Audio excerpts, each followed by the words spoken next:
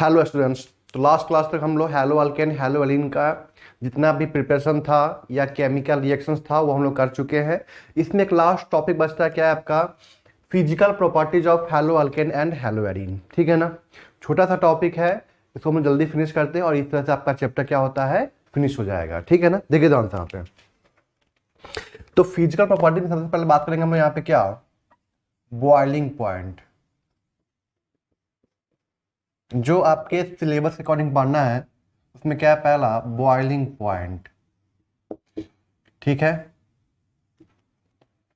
तो आप लोग जानते होंगे कि बॉइलिंग पॉइंट हम लोग कैसे निकालते हैं। बॉइलिंग पॉइंट जो होता है वो डायरेक्टली प्रोपोर्शनल होता है van der Waals force of attraction होता है। Van der Waals force of attraction, ठीक है ना। Van der Waals force of attraction क्या होता है, directly proportional molecular weight, molecular weight. ठीक है ना, ये हम लोग कहाँ पढ़ते हैं, आपका केमिकल बॉन्डिंग के अंदर पढ़ते हैं। ठीक है ना, तो केमिकल बॉन्डिंग में क्या आप लोग पढ़े होंगे, van der Waals force of attraction. Van der Waals force of attraction उसका ज्यादा होगा जिसका मॉलिक्यूलर वेट ज्यादा होगा। ठीक है ना, और जिसका मॉलिक्यूलर वेट ज्यादा होगा उसका बॉइलिंग पॉइंट भी क्या होगा, यहाँ पे ज्यादा होगा। जाहिर सी बात है, मॉलिक्यूलर वेट ज्यादा है तो उसके बॉन्ड, उसमें अट्रैक्शन ज्यादा होगा। अट्रैक्शन ज्यादा होगा तो वहां पे उसको तोड़ने में एनर्जी ज्यादा खर्च करना पड़ेगा। ठीक है ना, जितना ज्यादा van der Waals force of attraction होगा, जितना ज्यादा van der Waals force of attraction होगा उतना ज्यादा वहां पे हमें एनर्जी प्रोवाइड करना पड़ेगा तोड़ने के लिए। अरे बात समझ में, उसका जो अट्रैक्शन है उसको अट्रैक्शन को तोड़ने के लिए हमें उतना ज्यादा क्या देना पड़ेगा, वहां पे एनर्जी सप्लाई करना पड़ेगा। ठीक है ना, तो कहने का मतलब क्या है कि अब van der Waals force of attraction हम लोग कैसे चेक करेंगे, तो जितना ज्यादा उसका मॉलिक्यूलर वेट होगा उतना ज्यादा क्या होगा, वहां पे van der Waals force of attraction होगा। जितना ज्यादा उसका मॉलिक्यूलर वेट होगा, जितना ज्यादा उसका क्या होगा, मॉलिक्यूलर वेट होगा, उतना ही ज्यादा उसका क्या होगा, van der Waals force of attraction होगा। ठीक है ना, और जिसका van der Waals force of attraction ज्यादा होगा उसका बॉइलिंग पॉइंट भी क्या होगा, आपका ज्यादा होगा।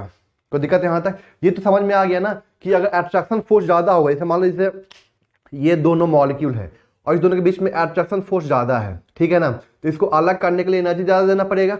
ठीक है ना, और यहां पे जो अट्रैक्शन फोर्स होगा वो कौन सा होगा, आपका डाइपोल डाइपोल अट्रैक्शन। कौन सा होगा, आपका डाइपोल डाइपोल अट्रैक्शन। क्योंकि हम जानते हैं कि जो यहाँ पे RX होता है, ठीक है ना, ये क्या है आपका RX अल्काइल हैलाइड। ठीक है ना, तो हैलोजन पे क्या होगा, यहाँ पे डेल्टा निगेटिव, यहाँ पे क्या होगा आपका डेल्टा पॉजिटिव। उसी तरह यहाँ पे क्या होगा आपका RX delta negative delta positive. तो यही इस दोनों के बीच में क्या होगा, आपका फोर्स ऑफ अट्रैक्शन होगा। कौन सा होगा, आपका dipole dipole force of attraction. अरे बात समझ में, डाइपोल डाइपोल इंट्रैक्शन होगा यहाँ पे। ठीक है ना, तो ध्यान रखना है कि इसे अल्काइल हैलाइड में कौन सा इंट्रैक्शन होगा, आपका dipole dipole force of attraction. क्या होगा यहाँ पे, dipole dipole force of attraction होगा किसमें, अल्काइल हैलाइड के अंदर। कोई दिक्कत यहां तक क्लियर है, सारी बात समझ में? अब देखिए जरा यहाँ पे, तो यही इसी फोर्स को तोड़ने के लिए हमें यहाँ पे क्या करना होता है, एनर्जी प्रोवाइड करना होता है। ठीक है ना, और ये फोर्स ऑफ अट्रैक्शन टूट जाएगा तो ये मॉलिक्यूल अलग हो जाएगा, ये मॉलिक्यूल अलग हो जाएगा और वो क्या हो जाएगा, आपका गैस फॉर्म में बाहर निकल जाएगा, वेपर फॉर्म में क्या होगा, आपका बाहर निकल जाएगा। क्योंकि आपको पता है ना कि अगर फोर्स ऑफ अट्रैक्शन मॉलिक्यूल के बीच में नेग्लिजिबल है तो वहां पे किस फॉर्म में, किस स्टेट में रहता है, वो गैसियस स्टेट में रहता है। और अगर फोर्स ऑफ अट्रैक्शन बहुत ज्यादा है तो क्या होगा, आपका वो सॉलिड स्टेट में होगा। फोर्स ऑफ अट्रैक्शन कम है, इंटरमीडिएट है, तो वहां पे क्या होगा, आपका लिक्विड स्टेट में होगा। ये तो पता है आपको, गैसियस स्टेट के अंदर आप लोग पढ़े होंगे। ठीक है ना, तो कहने का मतलब क्या है कि यही फोर्स को हमें तोड़ना है। ठीक है ना, अब जहां पे देखिए, अब यहां पे तो ये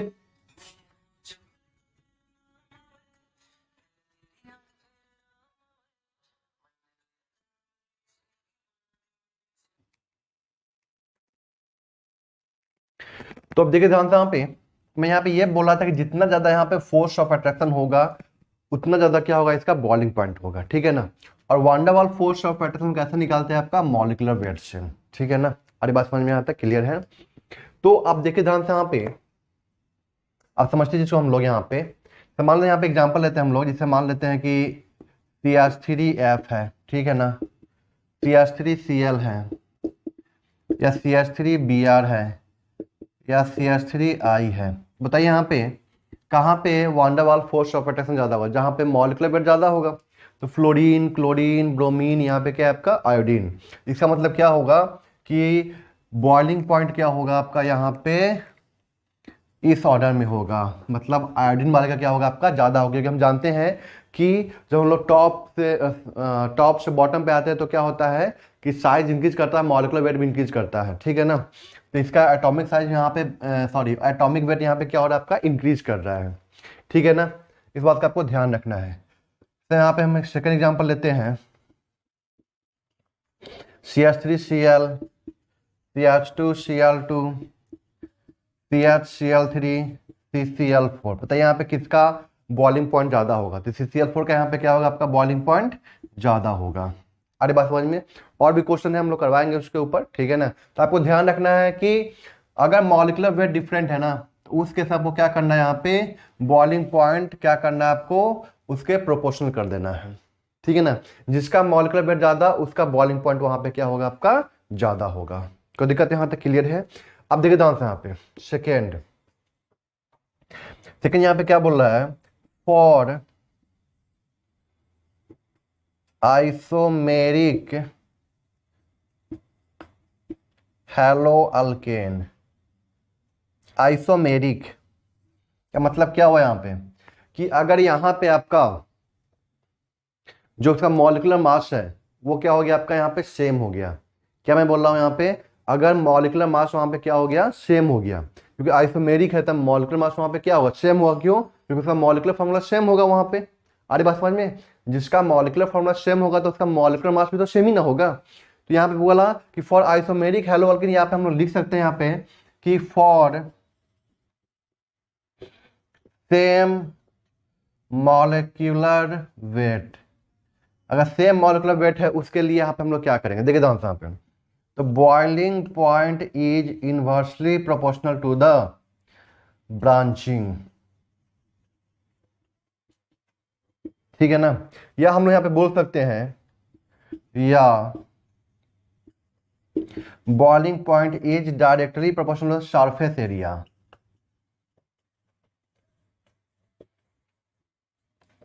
ठीक है ना। कहने का मतलब क्या है कि जितना ज़्यादा सरफेस एरिया होगा, जैसे मान लेते हैं जैसे ये एक मॉलिक्यूल है, ठीक है ना, ये एक मॉलिक्यूल है, इसका इतना सरफेस है तो ये दूसरे मॉलिक्यूल के साथ जुड़ा होगा यहाँ पे, ठीक है ना। तो यहाँ पे ज़्यादा सरफेस एरिया होगा और जितना ज़्यादा सरफेस एरिया होगा उतना ज़्यादा क्या होगा यहाँ पे इंटरमॉलिक्यूलर फोर्स ऑफ अट्रैक्शन होगा, ठीक है ना। इंटरमॉलिक्यूलर फोर्स ऑफ अट्रैक्शन उतना ही क्या होगा आपका यहाँ पे ज़्यादा होगा। कोई दिक्कत यहाँ तक क्लियर है। तो ध्यान रखना है आपको कि जब यहाँ पे आपका आइसोमेरिक हेलो अल्केन हो जाए तो उस केस में आपको क्या करना है, वहाँ पे सरफेस एरिया से चेक करना है। ये सरफेस एरिया ज़्यादा होगा, सरफेस एरिया ज़्यादा होगा तो उस केस में आपको बॉइलिंग पॉइंट भी ज़्यादा मिलेगा। कोई दिक्कत यहाँ तक? क्यों ऐसा मैं बोल रहा हूँ, क्योंकि सरफेस एरिया के बढ़ने से इंटरमॉलिक्यूलर फोर्स ऑफ अट्रैक्शन बढ़ जाता है, ठीक है ना। आप लोग पढ़े होंगे वान डर वाल फोर्स ऑफ अट्रैक्शन, वो क्या है बेसिकली एक intermolecular force of attraction. Intermolecular मतलब दो मॉलिक्यूल के बीच का फोर्स ऑफ अट्रैक्शन है, ठीक है ना। उसको क्या बोलते हैं हम लोग, वान डर वाल फोर्स ऑफ अट्रैक्शन, ठीक है ना। उसमें आप लोग पढ़े होंगे ion dipole, dipole dipole, ion induce dipole, dipole induce dipole, ठीक है ना। ऐसे करके एक और आता है, 5 तरह के होते हैं उसमें, ठीक है ना। तो ये 5 तरह के क्या होंगे आपके उसके वान डर वाल फोर्स ऑफ अट्रैक्शन। कोई दिक्कत यहां तक क्लियर है? तो वान डर वाल फोर्स ऑफ अट्रैक्शन कब बढ़ेगा, जब वहां पे मॉलिक्यूलर वेट ज्यादा होगा। दूसरी बात सरफेस एरिया ज्यादा होगा, जितना सरफेस एरिया होगा उतना ज्यादा वहां पे क्या होगा आपका फोर्स ऑफ अट्रैक्शन होगा। कोई दिक्कत यहां तक क्लियर है? तो इस बात को आपको ध्यान रखना है, ठीक है ना। अगर सोचिए ब्रांचिंग बढ़ गया तो बॉइलिंग पॉइंट घट गया, तो ब्रांचिंग बढ़ने से क्या होता है ना कि वो स्फेरिकल शेप में आ जाता है, तो वहां पे क्या होता है कि दो मॉलिक्यूल के बीच में कांटेक्ट एरिया कम हो जाता है। मैं एग्जांपल से आपको समझाता हूं, देखिए ध्यान से यहाँ पे। तो मान लेते हैं कि ब्रांचिंग बढ़ गया, तो यहाँ पे एग्जांपल लेते हैं हम लोग, यहाँ पे CH3C, CH3, CH3Cl। तो यहाँ पे देखिए ध्यान से, यहाँ पे ये एक मॉलिक्यूल है, स्फेरिकल मॉलिक्यूल हो गया। अब ये दूसरा जो मॉलिक्यूल होगा यही ना होगा, तो इसके बीच का जो कांटेक्ट एरिया है वो क्या हो गया, कम हो गया ना, सरफेस एरिया कम हो गया ना। तो यहाँ पे फोर्स ऑफ अट्रैक्शन जो कम लगेगा। लेकिन आप ही सोचिए कि अगर मैं यहाँ पे लेता हूँ CH3 CH2 CH2 CH2 Cl, ये एक आप देखिए इतना ज्यादा सरफेस एरिया है। और उसी तरह नीचे भी होगा, यहाँ भी सरफेस एरिया क्या है, ज्यादा है। तो यहाँ पे सरफेस एरिया पे ज्यादा है, मतलब इंट्रैक्शन यहाँ पे क्या होगा आपका, ज्यादा होगा। यहाँ पे इंटरमॉलिक्यूलर फोर्स ऑफ अट्रैक्शन यहाँ पे क्या होगा, ज्यादा होगा। तो यहाँ से लेकर यहाँ तक के आपको फोर्स ऑफ अट्रैक्शन को तोड़ना पड़ेगा एनर्जी देकर, तो यानी कि इसका क्या हो जाएगा, बॉइलिंग पॉइंट ज्यादा हो जाएगा। कोई दिक्कत यहाँ तक। अब देखिए आंसर, इसमें क्या है, दोनों का मॉलिक्यूलर वेट सेम है, चेक कर लीजिए। इस दोनों का मॉलिक्यूलर वेट यहाँ पे क्या है, सेम है, क्योंकि मॉलिक्यूलर फॉर्मूला सेम है। चेक कीजिए, 4 carbon 4 carbon, 3 3 6 3 9 H, 3 2 5 5 2 7 2 9 H, 1 chlorine 1 chlorine. तो मॉलिक्यूलर वेट यहाँ पे क्या हो गया, सेम हो गया। ठीक है ना, यही रूल आपको सब जगह अप्लाई करना है। अरे बात समझ में कि boiling point is directly proportional to van der Waals force of attraction, और van der Waals force of attraction किसके प्रोपोर्शनल होता है, आपका मॉलिक्यूलर वेट के प्रोपोर्शनल होता है। ठीक है ना, तो क्या हो गया आपका कि हम लोग क्या बोल सकते हैं कि boiling point is directly proportional to the molecular weight, क्योंकि ये इसके प्रोपोर्शनल है, ये इसके प्रोपोर्शनल हुआ, इसका मतलब क्या हुआ कि बॉइलिंग पॉइंट इसके प्रोपोर्शनल हो जाएगा। कोई दिक्कत यहां तक क्लियर है, ये दो दिमाग में फिट कर लेना है। जब भी बॉइलिंग पॉइंट का क्वेश्चन आए तो सबसे पहले क्या चेक करना है, उसका मॉलिक्यूलर वेट। अगर मॉलिक्यूलर वेट ज्यादा है सीधे बोल देना कि इसका बॉइलिंग पॉइंट ज्यादा है। अगर मॉलिक्यूलर वेट सेम है तब वहां पर हम क्या चेक करेंगे, कॉन्टैक्ट एरिया, सरफेस एरिया। जितना ज्यादा सरफेस एरिया होगा उतना ज्यादा क्या होगा, उसका बॉइलिंग पॉइंट होगा, उतना ज्यादा फोर्स ऑफ अट्रैक्शन होगा, उतना ज्यादा बॉइलिंग पॉइंट होगा उसका। ठीक है ना, तो आप उसको कैसे चेक कर सकते हैं, तो नंबर ऑफ ब्रांचिंग से चेक कर सकते हैं। नंबर ऑफ ब्रांचिंग बढ़ेगा, सरफेस एरिया कमेगा, बॉइलिंग पॉइंट भी कम जाएगा। कोई दिक्कत यहाँ तक क्लियर है, इसको नोट कर लीजिए, फिर इसमें कुछ इस पे कुछ क्वेश्चन दे रहा हूँ। यहाँ पे क्वेश्चन, ये बॉइलिंग पॉइंट क्वेश्चन है। ठीक है ना, तो सबसे पहला कंसेप्ट, जिसका मॉलिक्यूलर वेट ज्यादा उसका बॉइलिंग पॉइंट ज्यादा। ठीक है ना, चेक कीजिए, यहाँ पे फ्लोरीन तो सेम हो गया यहाँ पे, बट यहाँ पे 3 कार्बन 2 कार्बन 1 कार्बन, इसका मतलब क्या होगा, इसका बॉइलिंग पॉइंट ज्यादा होगा। कोई दिक्कत है यहाँ तक। यहाँ पे चेक कीजिए, 4 carbon 1 bromine, 4 carbon 1 bromine, 4 carbon 1 bromine, यानी कि यहाँ पे मॉलिक्यूलर वेट सेम है। इसका मतलब हम लोग इसको किससे चेक करेंगे, सरफेस एरिया से चेक करेंगे। देखिए ध्यान से, यहाँ पे इसका सरफेस एरिया देखिए, यहाँ पे 5 एटम लगे हुए लीनियर चेन में, यहाँ पे एक ब्रांचिंग आ गया, 4 एटम लगे हुए हैं, यहाँ पे 2 ब्रांचिंग आ गया, देख रहे हैं ना, मतलब ये एस्फेरिकल टाइप का हो जाएगा। चेक कीजिए, और ये बात समझ में यहाँ तक क्लियर है। इसका मतलब बॉइलिंग पॉइंट क्या होगा, कम होगा, क्योंकि सरफेस एरिया क्या होगा, कम हो गया। अब ये जो नेक्स्ट मॉलिक्यूल से जुड़ा होगा वो किसी एक पॉइंट से जुड़ा होगा, ऐसे जुड़ा होगा। चेक कीजिए इसको, तो यहाँ पे कॉन्टैक्ट एरिया कम हो गया ना, यहाँ पे कॉन्टैक्ट एरिया क्या है, यहाँ पे कम हो गया, जिसकी वजह से उसका बॉइलिंग पॉइंट क्या हो जाएगा, कम हो जाएगा। ज्यादा किसका होगा, इसका, फिर इसका, फिर इसका। ठीक है ना, यहाँ पे चेक कीजिए, C3H7I, C3H7Br, C3H7Cl, इसका मतलब सबके सब नॉर्मल वाले हैं, कोई ब्रांचिंग वाला नहीं है। ठीक है ना, आयोडीन है, मॉलिक्यूलर वेट ज्यादा, ब्रोमीन क्लोरीन। कोई दिक्कत यहाँ तक क्लियर है। CH3Br, CHBr3, CH3Cl, CH2Br2, तो यहाँ पे क्या है, CHBr3, यानी 3 ब्रोमीन है यहाँ पे 2 ब्रोमीन है। चेक कीजिए, कार्बन सब में सेम है, चेक कीजिए। ठीक है ना, कार्बन यहाँ पे सब में क्या है आपका, सेम है। 3 ब्रोमीन 2 ब्रोमीन 1 ब्रोमीन, इसका मतलब क्या हम लोग बोल सकते हैं कि 4 का ज्यादा होगा, सॉरी 3 का ज्यादा, 2 का ज्यादा होगा, ये 2 है ना, 2 का ज्यादा होगा 4 से, 4 ज्यादा किससे होगा 1 से, 1 का ज्यादा किससे होगा 3 से। 2 4 1 3। कोई दिक्कत है यहाँ तक। किससे चेक किए हम लोग इसको, मॉलिक्यूलर वेट से चेक किए। यहाँ पे देखिए ध्यान से, यहाँ पे 3 कार्बन और यहाँ पे कितना है, 4 कार्बन है। ठीक है ना, और दूसरी बात यहाँ ब्रोमीन भी है, इसका मतलब इसका मॉलिक्यूलर वेट ज्यादा होगा, यानी कि थर्ड का ज्यादा होगा। अब इस दोनों में चेक कीजिए, यहाँ पे सरफेस एरिया चेक कीजिए और यहाँ पे सरफेस एरिया चेक कीजिए, कि दोनों का मॉलिक्यूलर वेट यहाँ पे क्या है, सेम है, सरफेस एरिया क्या यहाँ पे डिफरेंट है। तो बताइए दोनों में ज्यादा किसका होगा, फर्स्ट वाले का, फिर सेकेंड वाले का। कोई दिक्कत यहाँ तक क्लियर है। ये क्या था आपका बॉइलिंग पॉइंट का क्वेश्चन। ठीक है ना, अब चलते हैं हम लोग क्या, हेलो एरीन का बॉइलिंग पॉइंट चेक करते हैं। ठीक है ना, क्लोरोबेंजीन का हम लोग बॉइलिंग पॉइंट चेक करते हैं, इसको नोट कर लीजिए पहले आप लोग। अब देखो यहाँ पे बॉइलिंग पॉइंट 1,2 डाइक्लोरोबेंजीन 1,3 डाइक्लोरोबेंजीन, ठीक है, या 1,4 डाइक्लोरोबेंजीन। इसमें आपसे पूछ रहा है कि किसका ज़्यादा होगा बॉइलिंग पॉइंट, ठीक है। तो देखिए यहाँ पे जो यहाँ पे बॉइलिंग पॉइंट, देखिए यहाँ पे मॉलिक्यूलर वेट तो यहाँ पे सेम है सबका, मॉलिक्यूलर वेट यहाँ पे क्या है आपका, सेम है। अब देखिए यहाँ पे एक्चुअली क्या हो रहा है कि यहाँ पे इसका सरफेस एरिया ज़्यादा है, यहाँ पे क्या है आपका सरफेस एरिया, यहाँ पे क्या है आपका ज़्यादा है, तो एक्चुअली होना चाहिए था इसका बॉइलिंग पॉइंट, ठीक है ना। बट यहाँ पे क्या होता है, सुनिए ध्यान से, यहाँ पे जो यहाँ पे आपके पास में क्लोरोबेंजीन है ना, ठीक है, यहाँ पे क्या आपके पास में डाइक्लोरोबेंजीन, सीएल के पास में क्या है यहाँ पे लोन पेयर इलेक्ट्रॉन, ये क्या करता है यहाँ पे रेजोनेंस करता है, ठीक है ना। और यहाँ पे सीएल के पास में एक वैकेंट एटॉमिक ऑर्बिटल है, तो अपना क्या करता है इलेक्ट्रॉन पेयर इसमें कोऑर्डिनेट करता है, ठीक है ना। तो ये रेजोनेंस किया, सिंपल सी बात ये है। तो बताइए यहाँ पे क्या होगा, डबल बॉन्ड सीएल पे पॉजिटिव चार्ज, ये डबल और यहाँ पे डबल और यहाँ पे सीएल पे निगेटिव चार्ज। अब ये बताइए यहाँ पे इंटरेक्शन ज़्यादा होगा ना, क्योंकि यहाँ पे डिस्टेंस कम है। अब जरा सोचिए यहाँ पे कि 1,4 डाइक्लोरोबेंजीन, सीएल के पास में लोन पेयर इलेक्ट्रॉन, रेजोनेंस किया, ठीक है। तो यहाँ पे जो बनेगा आपका पॉजिटिव डबल बॉन्ड सीएल पे निगेटिव, ठीक है ना। अब बताइए कहाँ पे अट्रैक्शन फोर्स ज़्यादा होगा, यहाँ पे ज़्यादा होगा या यहाँ पे ज़्यादा होगा, तो यहाँ पे क्या होगा आपका अट्रैक्शन फोर्स ज़्यादा होगा, तो इसको तोड़ने के लिए यहाँ पे ज़्यादा एनर्जी की ज़रूरत पड़ेगी। कोई दिक्कत यहाँ तक क्लियर है। और यहाँ पे क्या होगा आपका अट्रैक्शन फोर्स कम होगा, डिस्टेंस बढ़ गया ना, चेक कीजिए यहाँ पे। इसलिए ध्यान रखना है कि होना एक्चुअली क्या चाहिए था, पैरा का ज़्यादा होना चाहिए था, लेकिन होगा यहाँ पे किसका आपका ऑर्थो का। इस बात को आपको ध्यान रखना है, ठीक है ना। तो बॉइलिंग पॉइंट यहाँ पे ऑर्डर क्या हो जाएगा आपका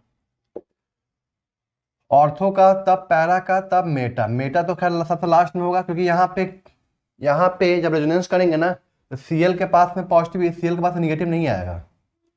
इस सीएल के पास में तो पॉजिटिव आ जाएगा, बट इसके पास में निगेटिव चार्ज नहीं आ पाएगा, ठीक है ना।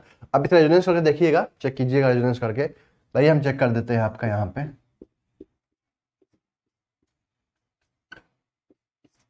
सीएल के पास में क्या है लोन पेयर इलेक्ट्रॉन, रेजोनेंस किया तो क्या यहाँ पे आ पाएगा डबल बॉन्ड, नहीं, तो फिर आगे बढ़ जाएगा।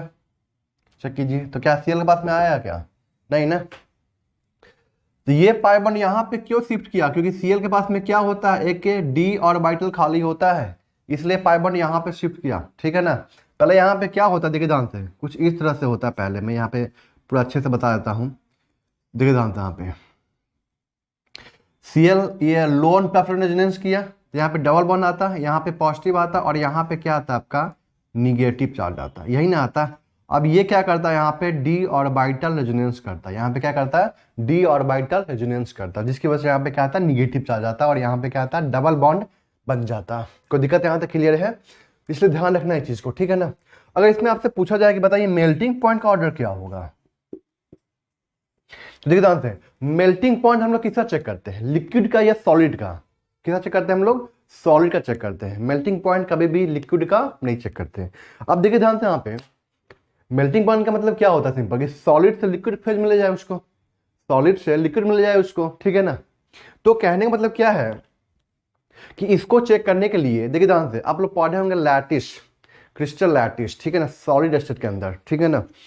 तो जो यहाँ पे ये जो मॉलिक्यूल वो क्या है सिमेट्रिकल मॉलिक्यूल, चेक कीजिए। जो 1,4 डाइक्लोरोबेंजीन है ना, ये क्या आपका सिमेट्रिकल मॉलिक्यूल है। तो ये जो सिमेट्रिकल मॉलिक्यूल है ना, तो ये क्या होगा क्रिस्टल लैटिस में अच्छे से फिट हो जाएगा एज कंपेयर टू द 1,2 या 1,3 कंपेयर में, ठीक है ना, क्योंकि इसमें सिमेट्री ज्यादा है। जिस मॉलिक्यूल में सिमेट्री ज्यादा होता है ना, वो बहुत अच्छे से फिट हो जाता है क्रिस्टल लैटिस में।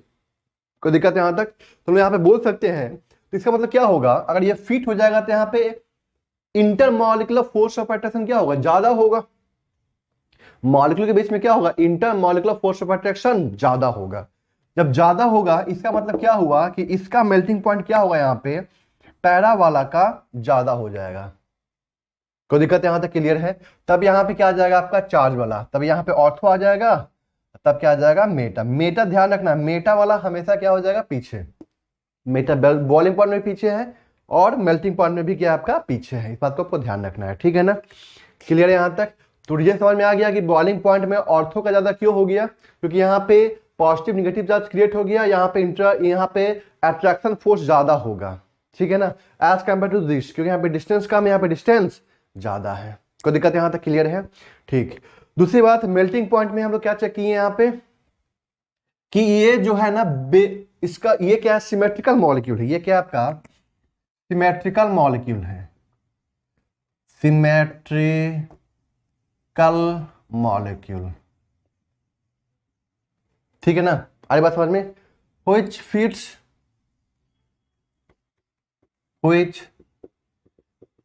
fits in crystal lattice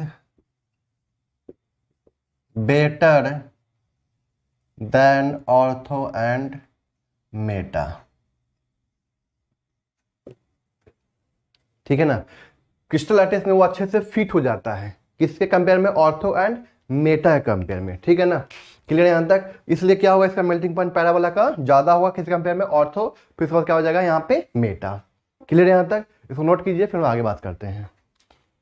अब देखिए यहाँ पे हम बात करते हैं यहाँ पे सेकेंड का डेंसिटी, ठीक है ना? तो यहाँ पे डेंसिटी क्या होता है आपका, मास अपॉन वॉल्यूम, ठीक है ना? ये तो होता है, आप जानते हैं। तो ध्यान रखना कि आपको क्या चेक करना है, मास को चेक करना है। मास बहुत तेजी से बढ़ता है लेकिन वॉल्यूम उतना तेजी से नहीं बढ़ पाता है, ठीक है ना?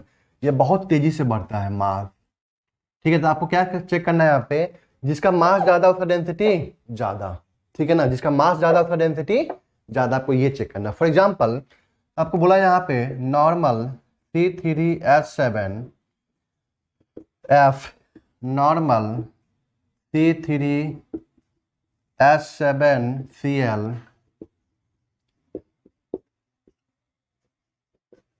ठीक है? बताइए इसमें किसका डेंसिटी ज्यादा होगा? जाहिर सी बात है इसका मास ज्यादा होगा। C3H7 तो यहाँ पे सेम है, फ्लोरीन डिफरेंट है, क्लोरीन, ब्रोमीन, और यहाँ पे क्या है आयोडीन, यानी कि आयोडीन का क्या होगा, मास ज्यादा होगा, ठीक है ना? इसलिए उसका डेंसिटी क्या होगा आपका, ज्यादा होगा, ठीक है ना? देखिए फ्लोरीन है, क्लोरीन है, ब्रोमीन है, आयोडीन, तो इसमें क्या होता है, बस एक सेल का अंतर होता है प्रत्येक में। इससे इसमें जाइए तो एक सेल का अंतर, इससे इसमें जाइए तो एक सेल का अंतर, इससे इसमें जाइए तो यहाँ पे क्या होगा, एक सेल का अंतर। लेकिन जो एटॉमिक मास होता है ना वो बहुत तेजी से बढ़ता है। डाउन द ग्रुप जब जाते हैं हम लोग तो एटॉमिक मास क्या होता है यहाँ पे, बहुत तेजी से बढ़ता है। इसलिए हम लोग क्या करते हैं, मास को हम लोग यहाँ पे क्या करते हैं, डोमिनेटिंग फैक्टर मानते हैं। कोई दिक्कत यहाँ तक क्लियर है? तो मैं आपको क्वेश्चन दूं यहाँ पे, CH2Cl2, ठीक है ना, CH-Cl3, CCl4, मुझे बताइए यहाँ पे किसका डेंसिटी यहाँ पे ज्यादा होगा? तो जाहिर सी बात है यहाँ पे 4 क्लोरीन है, यहाँ पे 3 क्लोरीन, यहाँ पे 2 क्लोरीन है, तो यहाँ मास इसका क्या होगा, ज्यादा होगा। क्योंकि यहाँ पे अब देखिए जानते क्लोरीन है तो यहाँ पे वॉल्यूम तो सेम ही हो जाएगा सबका, तो मास ही तो चेक करेंगे हम यहाँ पे, जनरली क्या चेक करेंगे, मास चेक करेंगे यहाँ पे। तो CH2Cl2 CH-Cl3 एंड CCl4 में डेंसिटी किसका ज्यादा होगा आपका, CCl4 ज्यादा होगा।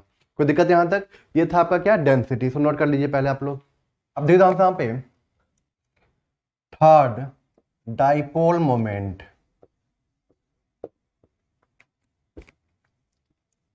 डाइपोल मोमेंट क्या किससे डिनोट करते हैं, इसको म्यू से डिनोट करते हैं, ठीक है ना? आपको पता होगा कि म्यू का जो फॉर्मूला होता है वो क्या होता है, Q into D, charge into distance, मतलब बॉन्ड लेंथ, दो एटम के बीच का बॉन्ड लेंथ, ठीक है ना? ठीक है। और एक और म्यू का फॉर्मूला होता है, क्योंकि ये वेक्टर क्वांटिटी है, ये क्या है आपका एक वेक्टर क्वांटिटी, मतलब इसमें क्या होगा आपका, मैग्नीट्यूड भी होगा और साथ में डायरेक्शन भी होगा। तो mu one square plus mu two square plus 2 mu one mu two cos theta. ठीक है ना, अरे बात समझ में आता है, क्लियर है। तो आप देखिए ध्यान से यहाँ पे समझते चीज को हम लोग, जैसे यहाँ पे हम लोग लेते हैं क्या, CH3F, CH3Br, Cl यहाँ पे कर लीजिए, CH3Cl, CH3Br, CH3I। ठीक है ना, इसमें आपसे पूछ रहा है कि म्यू किसका ज्यादा होगा। ठीक है ना, तो क्या होता है एक्चुअली, चार्ज जो होता है ना, चार्ज आप लोग पढ़े होंगे कि जो चार्ज होता है वो क्या होता है, यहाँ पे डोमिनेटिंग फैक्टर होता है इन जनरल। ठीक है ना, charge is the dominating factor, मतलब जहां पे चार्ज ज्यादा होगा उसका म्यू क्या होगा, आपका ज्यादा होगा। आप जानते हैं कि जो इलेक्ट्रॉन डेंसिटी जो ट्रांसफर करता है, शिफ्ट करता है, वो less electronegative atom to more electronegative atom shift करता है। ठीक है ना, मतलब इस डायरेक्शन में जाएगा, यहाँ पे पॉजिटिव टू निगेटिव जाएगा यहाँ पे। ठीक है ना, तो यहाँ पे जितना ज्यादा इसकी इलेक्ट्रोनिगेटिविटी होगी उतना ज्यादा वो इलेक्ट्रॉन को पुल करेगा, और जितना पुल करेगा इलेक्ट्रॉन डेंसिटी उतना ही इसके पास में आएगा, और यहाँ पे चार्ज डेंसिटी क्या हो जाएगा, बढ़ जाएगा। तो चार्ज यहाँ पे बढ़ेगा तो म्यू बढ़ेगा। कोई दिक्कत यहाँ तक क्लियर है।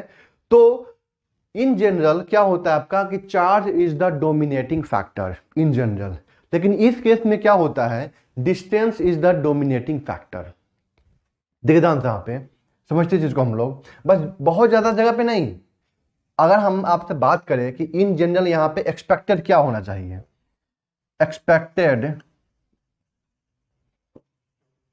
एक्सपेक्टेड म्यू क्या होगा यहाँ पे, सिंपल थी, जहां पे चार्ज डेंसिटी ज्यादा होगा उसका म्यू ज्यादा होगा, तो इसका म्यू ज्यादा होना चाहिए, फिर इसका। ठीक है ना, लेकिन यहाँ पे क्या होता है कि इस दोनों में CH3Cl का प्रैक्टिकली ये देखा गया कि CH3Cl का जो डाइपोल मोमेंट आया ना वो ज्यादा आया। ठीक है ना, तो यहां पे बस चेंज करना है, एक्सपेरिमेंटल।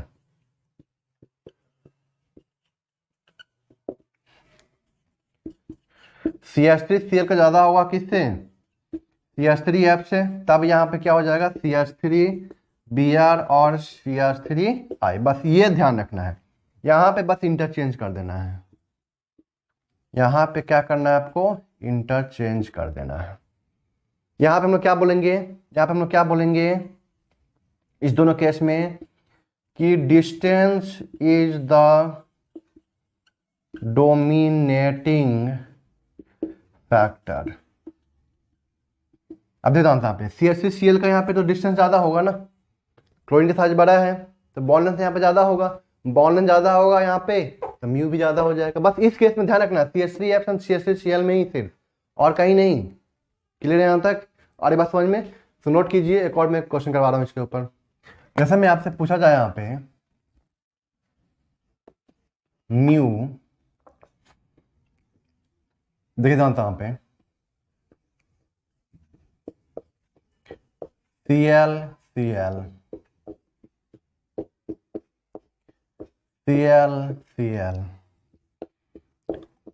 और यहाँ पे CL। देखिए जानता यहाँ पे म्यू का डायरेक्शन हमेशा क्या होगा, लेस टू मोर इलेक्ट्रोनेगेटिव तरफ होगा, और यहाँ भी क्या होगा, इसी डायरेक्शन में होगा। अब बताइए कि ये दोनों कितना डिग्री पे है, 180 डिग्री पे है, चेक कीजिए। अरे बात समझ में, तो जितना ये ऊपर की तरफ खींच रहा है उतना ये नीचे की तरफ खींच रहा है, मतलब ओवरऑल यहाँ पे हम लोग क्या बोल सकते हैं कि म्यू इज इक्वल टू क्या हो जाएगा, 0। म्यू क्या हो जाएगा यहाँ पे, 0 हो जाएगा ना, क्योंकि हम जानते हैं कि cos 180 डिग्री क्या होता है, -1। यहाँ पे म्यू का जो फॉर्मूला लिखे थे उसमें डालिए इसको, 180 डिग्री, थीटा यहाँ पे कितना हो गया, थीटा यहाँ पे कितना हो गया आपका 180 डिग्री। तो ये दोनों के दोनों म्यू क्या होंगे, सेम होंगे, तो mu square plus mu square. कोई दिक्कत है यहाँ तक, क्योंकि यहाँ पे μ1 इज इक्वल टू μ2 होगा, तो हम क्या मान लिए, म्यू मान लिए। कोई दिक्कत है यहाँ तक, क्लियर है।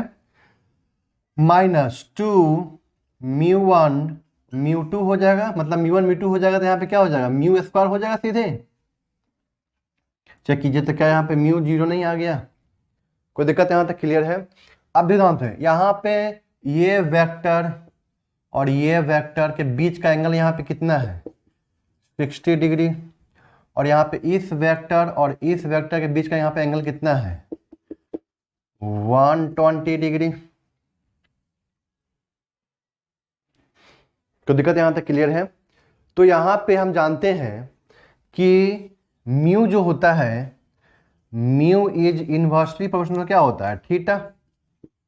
सोचिए जरा, जब यहाँ पे थीटा बढ़ा तो कॉस थीटा का वैल्यू क्या होगा कम हो गया ना, ठीक है ना। और यहाँ पे थीटा कम है तो इसका मतलब म्यू ज्यादा होगा। यहाँ पे थीटा क्या है ज्यादा है तो इसका म्यू का वैल्यू क्या होगा कम होगा। कोई दिक्कत यहाँ तक क्लियर है। इसका मतलब क्या हुआ, इसका मतलब यहाँ पे क्या हुआ कि दोनों में म्यू ज्यादा किसका होगा, जिसका थीटा छोटा उसका म्यू ज्यादा। इसका मतलब हम लोग बोल सकते हैं यहाँ पे कि फर्स्ट वाले ज्यादा होगा, फिर सेकेंड वाले का, फिर थर्ड वाले का। इसका तो म्यू क्या होगा यहाँ पे 0 होगा। कोई दिक्कत यहाँ तक क्लियर है। आप यहाँ पे चेक कर लीजिएगा, देखिए यहाँ पे कि जो यहाँ पे थीटा है ना, थीटा बढ़ने से देखिए ध्यान से कॉस थीटा का वैल्यू कम हो रहा है। आपको पता होना चाहिए कि कॉस 0 डिग्री कितना होता है, कॉस 0 डिग्री कितना होता है 1 होता है, ठीक है ना। देखिए ध्यान से वैल्यू कम है, एंगल कम है, वैल्यू ज्यादा है। कॉस 180 डिग्री कितना हो जाएगा -1। देखिए ध्यान से यहाँ पे थीटा बढ़ा, कॉस का वैल्यू क्या हो गया यहाँ पे कम हो गया। कोई दिक्कत यहाँ तक क्लियर है, आगे बात समझ में यहाँ तक। तो इस बात को आपको ध्यान रखना है कि जिसका थीटा बढ़ेगा ना उसका म्यू कम होगा। थीटा बढ़ा कॉस थीटा का कम, ठीक है ना। यहाँ पे इसका फॉर्मूला क्या था, यहाँ पे म्यू का फॉर्मूला यहाँ पे क्या था आपके पास में कि mu is equal to under root μ1 square plus μ2 square plus 2 μ1 μ2 and cos theta. Check कीजिए, थीटा बढ़ेगा कॉस थीटा कम होगा, कॉस थीटा कम होगा तो म्यू कम होगा। इसका मतलब क्या हुआ कि थीटा बढ़ा तो म्यू कम हो गया, थीटा बढ़ेगा तो म्यू कम हो जाएगा। क्लियर है यहाँ तक। और ये आप लोग पढ़े भी हैं, किसके अंदर आप लोग पढ़े होंगे dipole moment in chemical bonding, ठीक है ना। चलिए अब मैं आपको एक क्वेश्चन देता हूं कि बताइए CH3Cl CH2Cl2 CHCl3 and CCl4 में किसका म्यू ज्यादा होगा, इसका ऑर्डर क्या होगा बता सकते हैं। CCl4 का तो म्यू सीधे क्या हो गया 0, कुछ सोचना ही नहीं है, सारे वेक्टर कैंसिल कर देंगे दूसरे को। बताता हूँ स्ट्रक्चर के साथ बताता हूँ चीज को, ठीक है ना। तो नोट कर लीजिए पहले आप लोग CH3Cl, ठीक, CCl सबके सब sp3 है तो यहाँ पे क्या होगा आपका टेट्राहेड्रल स्ट्रक्चर होगा। फिर यहाँ पे Cl CH2 Cl2 ले रहा हूँ मैं, CH2 यहाँ से एक H हटाया और एक और Cl को जोड़ दिया, ठीक है ना। अब CH Cl3 मतलब मैं यहाँ पे क्या कर रहा हूँ, अब 2 H को हटाकर, ठीक है ना, 2 Cl को जोड़ रहा हूं और फिर यहां पे क्या आ जाएगा आपका एक CCl4। अब चेक कीजिए यहाँ पे, इसको देखिए ध्यान से। यहाँ पे हमेशा क्या होता है वेक्टर साइन कैसे होता है आपका less electronegative atom to more electronegative atom. देखिए ध्यान से यहाँ पे क्लोरीन मोर इलेक्ट्रोनेगेटिव एटम है तो वेक्टर साइन इस तरह से होगा, यहाँ पे साइन इस तरह से होगा, यहाँ पे साइन इस तरह से होगा और यहाँ पे साइन इस तरह से होगा। अब इस तीनों वेक्टर का रिजल्टेंट तो इसी डायरेक्शन में आएगा। चेक कीजिए, अरे बात समझ में। तो इस दोनों वेक्टर के बीच का एंगल कितना हो गया 180, थीटा कितना हो गया यहाँ पे 180। रिजल्टेंट इधर मैं क्या बोल रहा हूँ रिजल्टेंट, ठीक है ना, नीचे की तरफ आ रहा है। थीटा कितना हो जाएगा 180, इसका मतलब म्यू यहाँ पे क्या हो जाएगा आपका 0। कोई दिक्कत यहाँ तक क्लियर है। अब यहाँ पे चेक कीजिए, ये ऊपर की तरफ जा रहा है क्योंकि Cl क्या है यहाँ पे मोर इलेक्ट्रोनेगेटिव एटम, CH में C और H में C क्या है यहाँ पे मोर इलेक्ट्रोनेगेटिव एटम है, तो यानी कि इस डायरेक्शन में आएगा, यहाँ भी इस डायरेक्शन में आएगा और यहाँ भी इस डायरेक्शन में आएगा। कोई दिक्कत है यहाँ तक। मतलब यहाँ पे क्या है कि सब के सब वेक्टर क्या हो रहे हैं कि ऐड हो रहे हैं। सोचिए जरा, ये भी ऊपर की तरफ जा रहा है और इस दोनों का रिजल्टेंट ऊपर की तरफ जाएगा। ये वेक्टर ऐसे जा रहा है और ये वेक्टर ऐसे जा रहा है, तो इसका बढ़ाएंगे हम लोग आगे, ठीक है ना, और इसको बढ़ाएंगे ऐसे, तो रिजल्टेंट इसी डायरेक्शन में जाएगा ना, यानी कि सबके सब ऐड होंगे। ऑल ऐड, ऑल वेक्टर्स क्या हो गए यहाँ पे, ऐड हो गए। यहाँ पे चेक कीजिए, ऊपर की तरफ गया, ठीक है ना, ये भी ऊपर की तरफ सपोर्ट कर रहा है, मतलब ऐड करवा रहा है यहाँ पे, लेकिन ये क्या कर लिया यहाँ पे, सब्सट्रैक्ट करवा लिया एक क्लोरीन के आने की वजह से, ठीक है ना। अब यहाँ पे दो दो क्लोरीन एक्स्ट्रा आ गया, ये ऊपर की तरफ, नीचे की तरफ, नीचे की तरफ, और ये ऊपर की तरफ। तो यहाँ पे क्या कर रहा है, यहाँ पे एक क्लोरीन सब्सट्रैक्ट करवा रहा है वेक्टर को, यहाँ पे दो क्लोरीन मिलकर करवा रहा है वेक्टर को। अरे बात समझ में, इसका मतलब क्या हुआ, यहाँ पे सारा का सारा वेक्टर ऐड हो गया, इसका मतलब क्या हुआ, इसका डाइपोल मोमेंट क्या होगा यहाँ पे, ज्यादा होगा।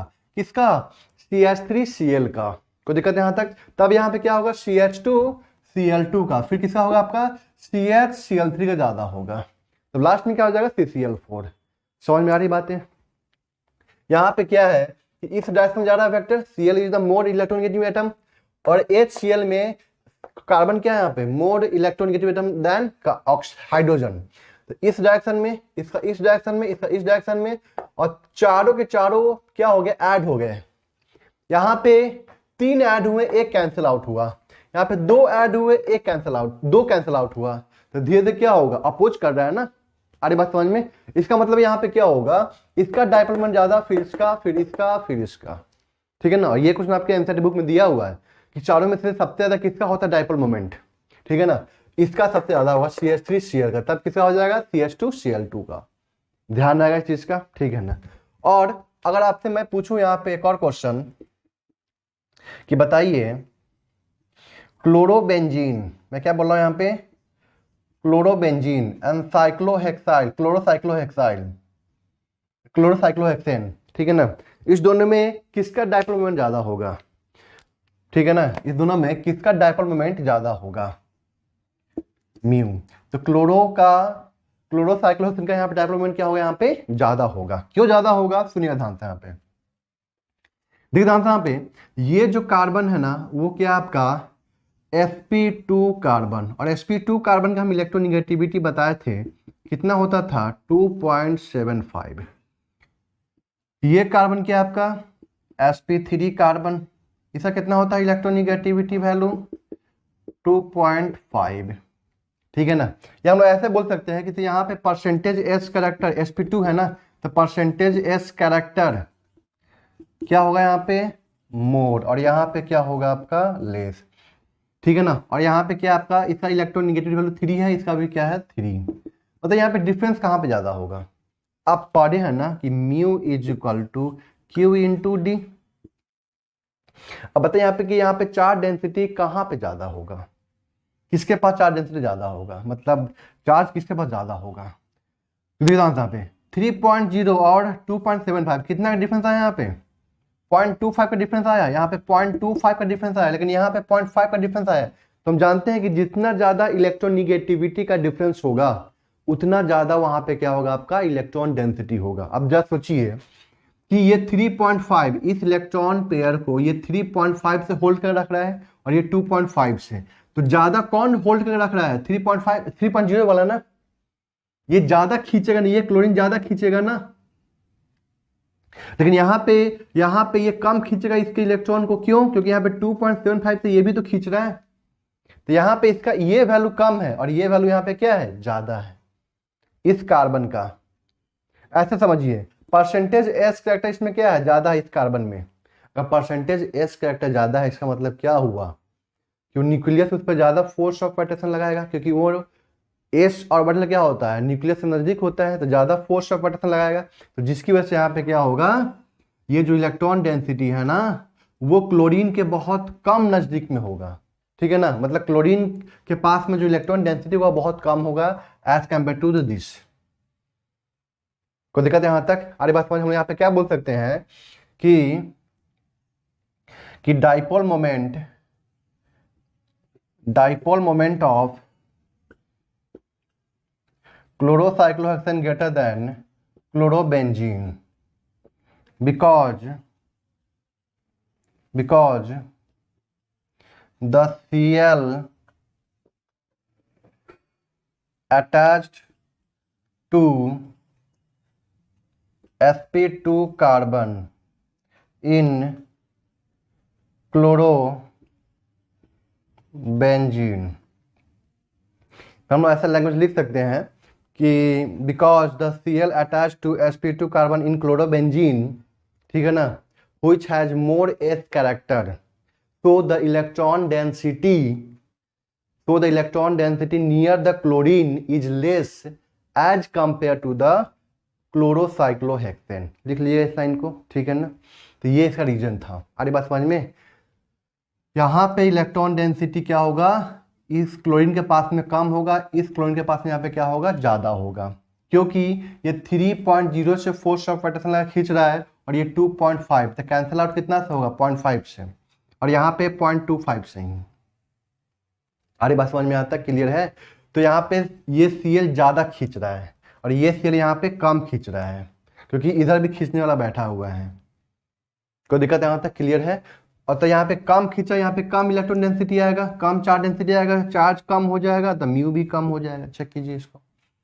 तो ये था आपका क्या, डाइपोल मोमेंट का क्वेश्चन, ठीक है ना। तो आप नोट कर लीजिए, ये क्वेश्चन दिया हुआ आपके एनसीईआरटी बुक के अंदर, ठीक है ना। तो नोट कर लीजिए, फिर एक और टॉपिक बचता है उसको बात करते हैं। यहाँ पे हम लोग बात करते हैं यहाँ पे क्या, सॉल्युबिलिटी, ठीक है ना। तो सॉल्युबिलिटी बात करते हैं हम लोग, किसी सॉल्वेंट के अंदर बात करेंगे हम लोग, ठीक है ना। देखिए ध्यान से, सॉल्युबिलिटी किसी सॉल्वेंट में कब होगा, जब, सुनिए ध्यान से, यहाँ पे देखिए ध्यान से, सॉल्वेंट है तो किसी चीज को उसमें डिजोल्व करेंगे, तो जो जिसको डिजोल्व करते हो क्या होता है आपका सॉल्यूट, क्या होता है आपका सॉल्यूट, और जिसमें डिजोल्व करते हो क्या होता है आपका सॉल्वेंट। अब देखिए ध्यान से, यहाँ पे कोई भी चीज सॉल्वेंट में तभी डिजोल्व करेगा जब सॉल्यूट एंड सॉल्वेंट के बीच में जो फोर्स ऑफ अट्रैक्शन लगेगा, लगने वाला होगा, ठीक है ना, वो फोर्स ऑफ अट्रैक्शन ज्यादा होना चाहिए एज कंपेयर टू द जो सॉल्यूट के बीच में है एंड सॉल्वेंट के बीच में है। मतलब सॉल्यूट प्लस सॉल्वेंट के बीच में जो फोर्स ऑफ अट्रैक्शन है, वो फोर्स ऑफ अट्रैक्शन कम होना चाहिए जो नया वहां पे फोर्स ऑफ अट्रैक्शन डेवलप किया है सॉल्यूट एंड सॉल्वेंट के बीच में। क्लियर है यहां तक, और बात समझ में, तब जाके वो वहां पे क्या होगा, सॉल्यूट क्या होगा, किसी भी सॉल्वेंट में आसानी से डिजोल्व कर जाएगा। क्लियर है यहां तक। तो कहने का मतलब क्या है, यहां पे कंडीशन क्या है, टू डिजोल्व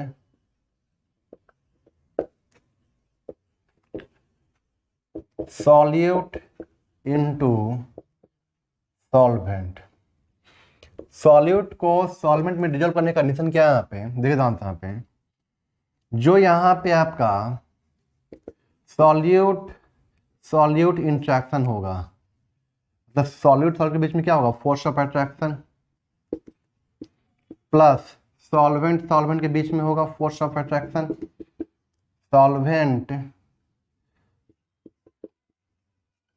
सॉल्वेंट के बीच में क्या है यहाँ पे, फोर्स ऑफ अट्रैक्शन। ये सब मिला के, ये दोनों मिला के फोर्स ऑफ अट्रैक्शन कम होना चाहिए किससे कंपेयर में, सॉल्यूट प्लस, मतलब सॉल्वेंट फोर्स ऑफ अट्रैक्शन के कंपेयर में। ये कंडीशन होना चाहिए। अगर ये हो रहा है तो वहां पे वो चीज क्या होगा, आपका डिजोल्व कर जाएगा, ठीक है ना। अब हम लोग यहाँ पे, ये तो हो गया किसी भी सॉल्यूट को सॉल्वेंट में डिजोल्व करने का कंडीशन है ये, ठीक है ना। अब हम लोग यहाँ पे जनरली क्या लेते हैं, सॉल्वेंट हम लोग क्या लेते हैं, वाटर लेते हैं। क्या लेते हैं हम लोग यहाँ पे, वाटर, ठीक है ना। हम लोग कोशिश करते हैं वाटर में डिजोल्व हो जाए चीजें, ठीक है ना। अब देखिए ध्यान से, यहाँ पे बात करते हैं यहाँ पे क्या, हेलो अल्केन। किसका बात कर रहे हैं हम यहाँ पे, हेलो अल्केन का, ठीक है ना। तो हेलो अल्केन, जैसे मान लें यहाँ पे हम लोग क्या ले लिए, RX, ठीक। तो RX में अपना एक इंट्रैक्शन फोर्स होगा जिसको क्या बोलते हैं, डाइपोल। यहाँ पे डेल्टा निगेटिव, यहाँ पे क्या होगा, डेल्टा पॉजिटिव, डेल्टा निगेटिव, यहाँ पे क्या होगा आपका डेल्टा पॉजिटिव, ठीक है ना। तो हेलो अल्केन को डिजोल्व कर रहे हैं किसमें, इन वाटर, क्योंकि वाटर जो होता है वो क्या होता है आपका यूनिवर्सल सॉल्वेंट होता है, ठीक है ना। तो यहाँ पे क्या है आपका dipole dipole dipole force of attraction, ठीक है ना। और यहाँ पे वाटर होगा तो वाटर में कौन सा फोर्स ऑफ अट्रैक्शन होता है, एच बॉन्डिंग। ये भी एक तरह से डाइपोल ही है, लेकिन यहाँ पे इसका नाम क्या होता है आपका, एच बॉन्डिंग, यही ना है।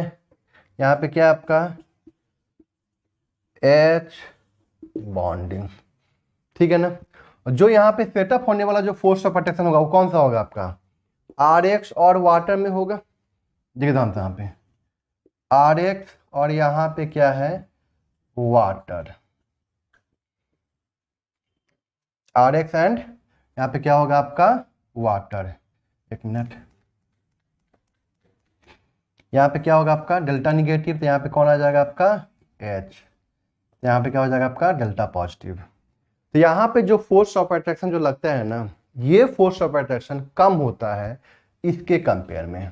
मतलब इसका जो फोर्स ऑफ अट्रैक्शन होता है वो क्या होता है आपका ज्यादा होता है। तो क्या ये वाटर में डिजॉल्व करेगा, नहीं, वाटर में क्या होगा इमिसिबल होगा, ठीक है ना। तो ध्यान रखना है, यहाँ रीजन क्या देंगे कि से hello alkane is insoluble in water. Hello alkane क्या होता है आपका वाटर में इनसॉल्युबल होता है। क्यों होता है, because the force of attraction, the force of attraction between the haloalkane and haloalkane and water is greater than the force of attraction between the haloalkane and the water, ठीक है ना।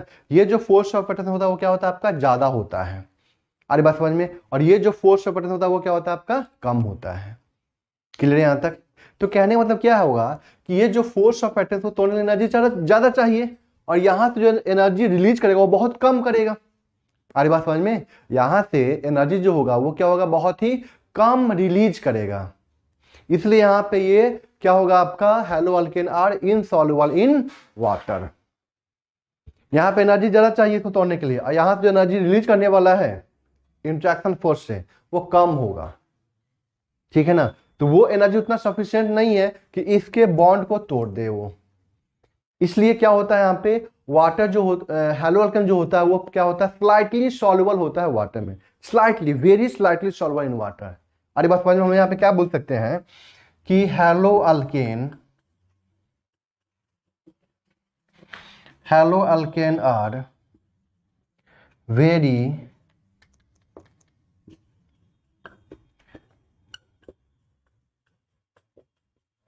slightly soluble, very slightly soluble in water, because the force of attraction, the new force, because ऐसे लिख लीजिए यहाँ पे, because the new force of attraction set up between the haloalkane and water is less than the force of attraction between the haloalkane and water के compare में जो force of attraction वो क्या है आपका बहुत ही कम है। फोर्स ऑफ अट्रैक्शन कम है यानी कि यहां से एनर्जी कम रिलीज करेगा। कोई दिक्कत यहां तक क्लियर है, इसको नोट कीजिए पहले आप लोग। तो फिर सर ये किस में डिजॉल्व होगा आपका, तो ये आपका ऑर्गेनिक सॉल्वेंट में डिजॉल्व होता है, क्योंकि ऑर्गेनिक सॉल्वेंट लेते हैं वहां पे, तो ऑर्गेनिक सॉल्वेंट में वहां पे क्या होता है आपका ये एच बॉन्डिंग वाला काम खत्म हो जाता है, एच बॉन्डिंग यहाँ पे नहीं होता है, ठीक है ना। या वहां पे जो स्ट्रेंथ होता है एच बॉन्डिंग का वो क्या होता है आपका बहुत कम होता है, ठीक है ना। इसलिए क्या होता है वहां पे ये तो आपका फिक्स है, ये तो डाइपोल इंटरेक्शन तो रहेगा यहाँ पे, हेलो अल्केन है तो यहाँ पे डाइपोल फोर्स ऑफ अट्रैक्शन तो रहेगा। लेकिन यहाँ पे क्या होगा जो आपका वाटर है ना वो हट गया अब यहाँ पे। अब यहाँ पे हम लोग क्या लेंगे ऑर्गेनिक सॉल्वेंट। तो ऑर्गेनिक सॉल्वेंट में खासकर क्या होता है आपका van der Waals force of attraction होता है, एच बॉन्डिंग बहुत कम होता है, या एच बॉन्डिंग होता भी है तो उसका जो स्ट्रेंथ होगा ना बहुत कम होगा। आ रही बात समझ में, क्लियर है यहां तक। तो उसमें क्या होता है आपका, उस केस में क्या होता है ऑर्गेनिक सॉल्वेंट में क्या होता है कि जो यहाँ पे new setup force of attraction होगा between the haloalkane and the organic solvent वो क्या होगा आपका ज्यादा होगा इसके कंपेयर में। कोई दिक्कत यहां तक। तो इसको लिख लीजिएगा यहाँ पे कि halo alkane is soluble in organic solvent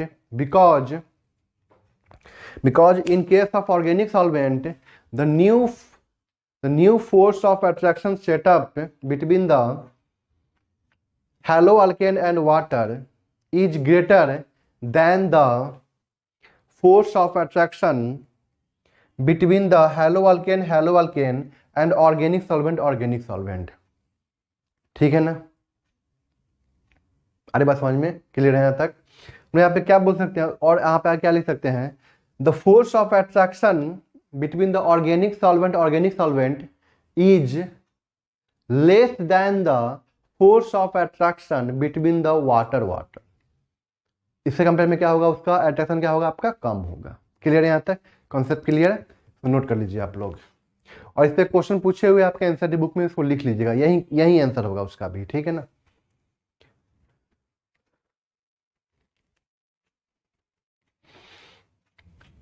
यहाँ तक क्लियर है। तो यहाँ पे ये नहीं पूछेगा कि इसे कौन ज़्यादा सॉल्युबल है कौन कम सॉल्युबल है, ऐसा नहीं पूछेगा इसमें।